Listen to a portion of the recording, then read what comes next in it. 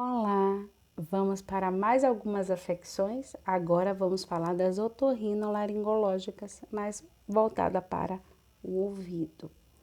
O que é uma perfuração de ouvido? O tímpano é uma membrana existente na profundidade do canal do ouvido com qualidades vibratórias especiais. A ruptura do tímpano, a perfuração, pode ser causada por uma pressão contra a membrana, exercida por um instrumento pontiagudo, cotonete, grampo, palito, ou pela pressão anormal de um jato de água ou de ar para dentro do canal do ouvido. Uma infecção no ouvido médio, aguda ou crônica, também pode causar ruptura da membrana timpânica. Qualidades vibratórias especiais. A anatomia do ouvido. O canal do ouvido, o martelo, a bicorna, o estribo, os ossinhos do ouvido, o labirinto, o tímpano. Tá vendo onde é que fica o tímpano? O ouvido médio, a tuba auditiva, a cóclea, o nervo auditivo. Quais são os agravos? Dores de ouvido, perda súbita total ou parcial da audição, sangramento ou descarga de fluidos através do canal auditivo. O grau de perda de capacidade auditiva depende da extensão da perfuração e do que causou. Um traumatismo na zona do ouvido ou na cabeça pode levar o ouvido médio, o ouvido interno ou ambos e pode causar uma incapacidade auditiva grave. Se o tímpano tiver sido perfurado pelo som de uma explosão, a vítima pode experienciar um zumbido nos seus ouvidos, tinnitus, durante dias, bem como perda de audição. No caso desta perfuração do tímpano infectar, a perda de audição pode agravar-se. Qual a assistência de enfermagem nesse caso?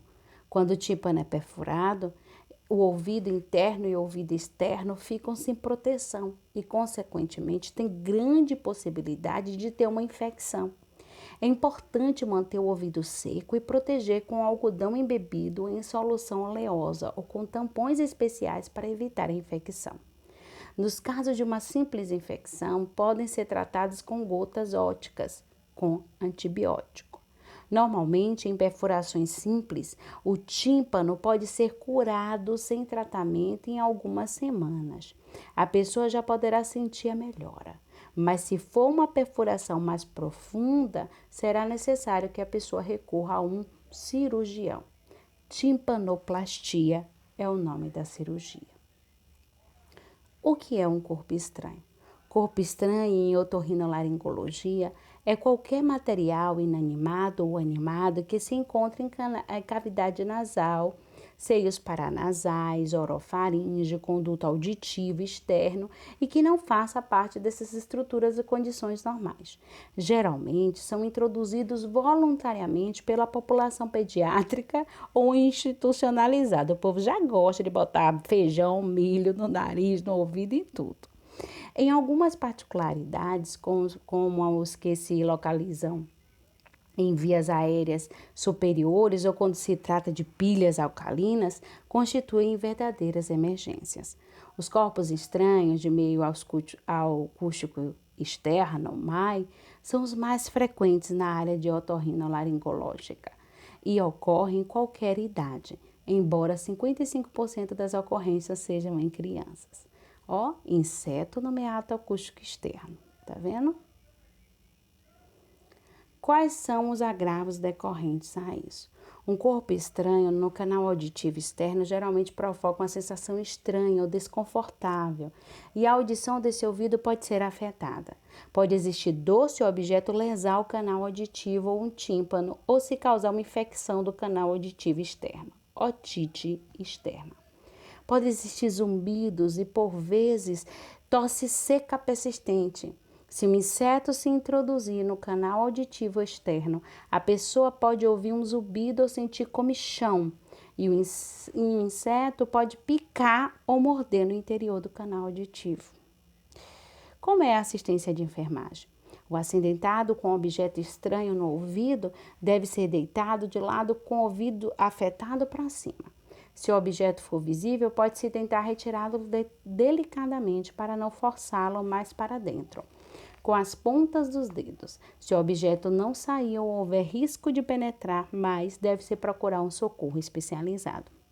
É comum insetos vivos alojarem-se no ouvido. Nesse caso, uma manobra que tem dado resultado é acender uma lanterna em ambiente escuro, bem próximo ao ouvido. A atração da luz trará o inseto para fora. Não é jogar cotonete, meu povo, pelo amor de Deus. O que é epistaxe? É a perda de sangue pelo nariz ou através deste para a boca. Epistaxe, epi, oriundo de cima. Estaches, sangramento. Ocorre mais frequentemente em crianças, devido ao traumatismo digital, dedo do nariz, e fragilidade eventual da região. Também ocorre muito em quem sofre de alergia, tem poucos pelos nasais. A porção mais anterior do septo nasal, parede que divide o nariz em duas narinas, apresenta vasos sanguíneos frágeis.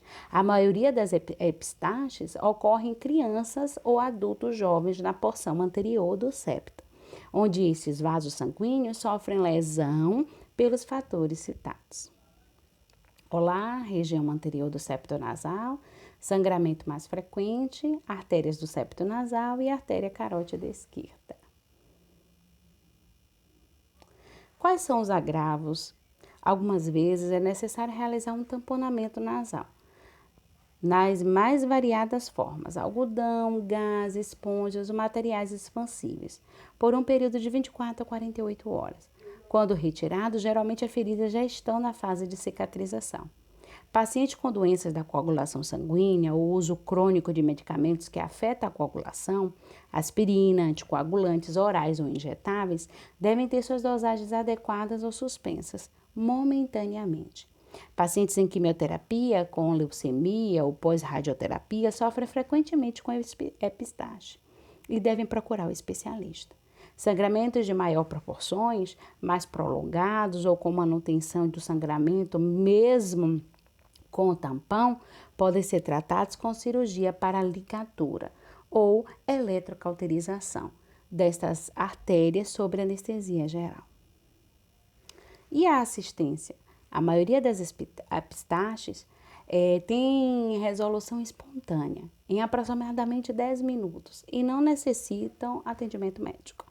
Devemos comprimir a parte lateral do nariz contra o septo do lado afetado por alguns minutos. Se esta compressão com o dedo não obter resultado, coloque um algodão embebido com água oxigenada ou em solução com vasoconstrictores na narina afetada. Após assoar o nariz e aguarde para ter um espaço. Sente ereto, não deite a cabeça para trás. Isto reduz a pressão sobre as veias do nariz e evite que o sangue seja deglutido. Não abaixe a cabeça também.